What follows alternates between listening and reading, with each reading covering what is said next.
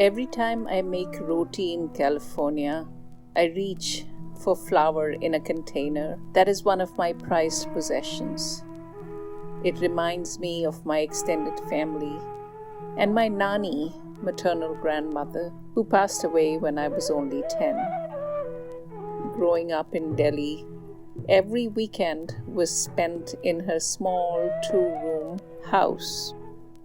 My grandfather, who was a civil engineer, had built this small house along with the others in the neighborhood for the Hindu Sindhi refugees who had relocated to Delhi in 1947 when the British divided the country into India and Pakistan. My mother was not yet 10. She grew up in that house as one of 10 siblings. During my childhood, my aunts and uncles and cousins would gather there every weekend. Occasionally, an uncle or aunt would talk about the life of luxury they had in Sindh and point to a few things in the house that had been carried as part of the relocation following the partition. This old container was one of them. My Nani used to store papad in this container.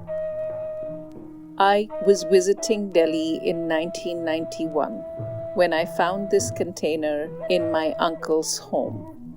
The small 2-room house had been demolished and a 3-story building had been built for the 3 brothers who still remained in Delhi. This container was in a pile destined to be sold to a kabadiwala, a junk collector, for recycling.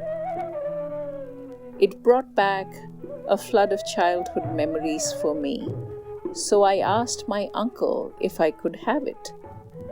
He thought I was joking, and when he realized I wasn't, he tried to dissuade me by explaining that this alloy tarnishes easily and cannot be used without kalai.